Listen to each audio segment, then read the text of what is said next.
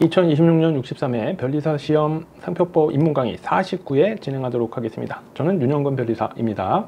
자, 49회에서는요, 자, 우리 저번 시간에는 무효 심판과 취소 심판의 차이를 개념적으로 좀 알려드렸습니다. 자, 이번 시간 무효 심판의 아주 중요한 내용인데, 자, 무효 심판에서는 원래 무효 사유라는 걸 알고 있어야 됩니다. 근데 무효 사유는 우리 앞에서 했었던 등록 요건과 거의 동일합니다. 그래서 등록 요건에서 배운 내용에서 등록이 되지 않으면 무효 사유에 해당하는데, 자, 이제 무효 심판을 하게 되면 이제 어떤 절차라든지 그런 걸 하게 됩니다.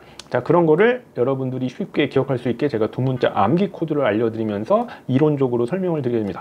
취소 심판, 권리 범위하기 심판 모두 이렇게 알려드리는데 1차, 2차 정리하는 데 도움이 너무나 되고요. 특히 2차 시험 같은 경우에 우리가 논술 시험을 볼 때 논점을 누락하지 않는데 도움을 줍니다. 그리고 기본적으로 계속 반복해서 연습을 해주시는 게 중요한데, 그거를 설명드리도록 하겠습니다.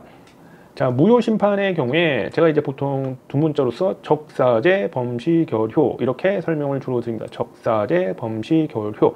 그래서 요 각각의 이제 개념들이 있게 됩니다. 자, 무효 심판은 이제 무효 사유로서 117조에 무효 사유가 규정되어 있고요. 그에 따른 무효 사유가 여기 있게 됩니다. 그래서 맨 처음에 체크해야 될 게 원래 무효 사유입니다.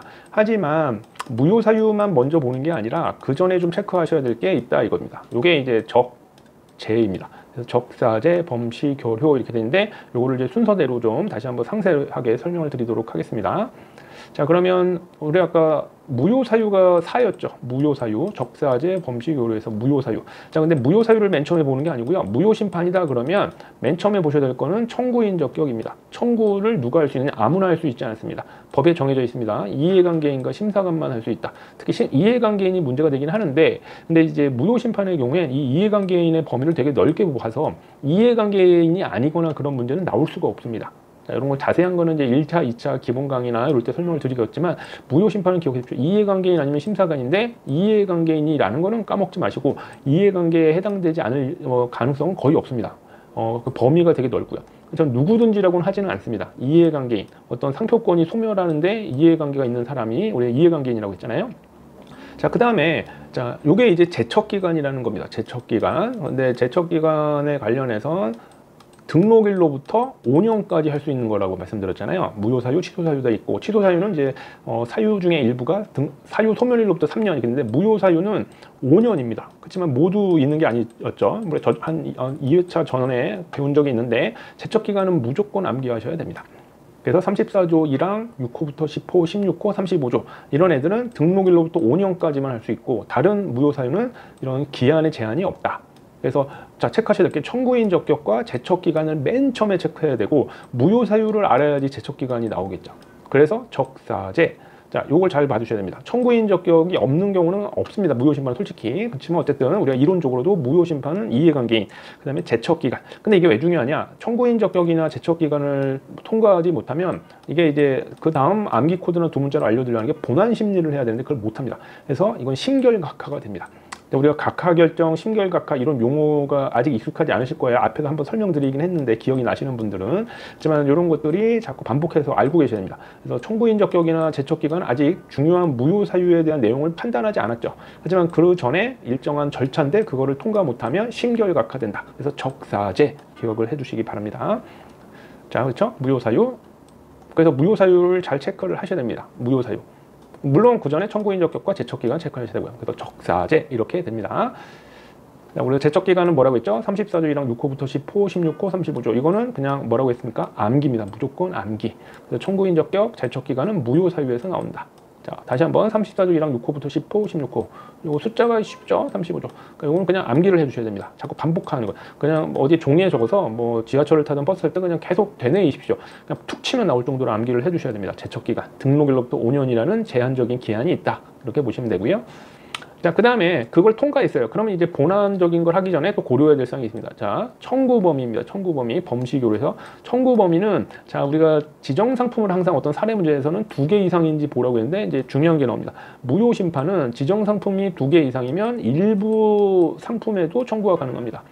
원칙은 원래 전부 다 해야 되는데 일부만 청구할 수 있는 게 가능한 게 무효 심판과 앞에서 배운 거절 결정 불복 심판 2개밖에 없습니다. 권리 범위하기 심판이나 취소 심판 같은 경우, 그러니까 취소 심판 경우에도 하나가 있긴 합니다. 불상 취소 심판. 그거 외에는 일부 청구할 수 없습니다. 그러니까 이게 되게 중요한 논점이겠죠. 언제? 상품이 2개 이상일 때. 청구 범위다. 범. 이렇게 보시면 되고요. 자, 판단 시점은 언제냐? 우리가 이제 심판 같으면 자꾸 심결시 이렇게 생각하실 수 있는데 그러시면 큰일 납니다. 자, 우리가 앞에서 무효 사유를 체크를 했죠. 무효 사유가 나오면 해당 무효 사유에 등록 여부 결정 시 출원 시가 있죠. 자, 대부분은 등록 여부 결정 시인데 출원 시인 게 있었습니다. 기억나십니까? 34조 1항, 11호, 13호, 14호, 20호, 21호 5개라고 했죠. 자, 이것도 무조건 암기. 34조 1항, 11, 13, 14, 20, 21호 출원 시인 건 얘네밖에 없죠. 그리고 나머지는 다 등록 여부 결정 시하는데 그때를 기준으로 판단을 하는 거다. 판단 시점. 그러니까 무효 심판이라고 해서 심결시 이러시면 안 됩니다. 큰일 납니다. 그래서 무효 사유는 항상 무효 사유화에서 제척 기간과 요 판단 시점이 나온다. 적사제 범시 이렇게 됩니다. 그 다음에 이제 결론을 내리겠죠. 결론은 심결로 내는데 받아들여지면 인용, 안 받아들여지면 기각이 됩니다. 그렇죠. 근데 무효 심판의 경우에 거절 결정 불복 심판하고 함께 일부 인용, 일부 기각이라는 게 있을 수 있습니다. 이걸 이제 무효 심판에서는 일부 무효의 법리다 이렇게 됩니다. 이게 항상 지정 상품이 몇 개 이상이 될 때 조심하셔야 돼요. 2개 이상일 때 이렇게 기억하셔야 됩니다. 그래서 심결을 낼 수 있는데 특이한 게 일부 아까 청구도 일부 청구가 가능했는데 일부 인용, 일부 기각도 가능하다. 그래서 적사제, 범시, 결 이렇게 되고요. 자, 마지막 효과는 소급표입니다. 우리 아까 저번 시간에 무효 심판과 취소 심판의 차이를 설명드렸습니다. 완전히 소급해서 소멸하는 게 무효 심판이라고 했죠. 그렇죠? 그래서 처음부터 다 없었던 것으로 본다 이렇게 법으로 되어 있습니다. 그게 소급 소멸해서 그렇습니다. 다만 후발적으로 무효되는 게 있습니다. 우리가 이제 아마 앞에서 배웠던 건데 뭐 보통 명칭화라든지 후발적으로 식별력을 상실했다든지 그런 특수한 경우들이 있습니다. 그런 거는 몇 개 안 되니까 별도로 암기를 해주시면 됩니다. 이런 것들은 나중에 따로 1차 기본 강의 때 자세하게 설명드릴 건데 어쨌든 기본적인 무효 심판의 효과는 소급표다. 아예 처음부터 없었던 것으로 보게 된다 이 뜻입니다. 그래서 적사제, 범시, 결효, 청구인 적격, 무효 사유, 제척 기간, 청구 범위, 판단 시점, 심결, 효과. 한 번 더 따라해 보세요. 적사제, 범시, 결효.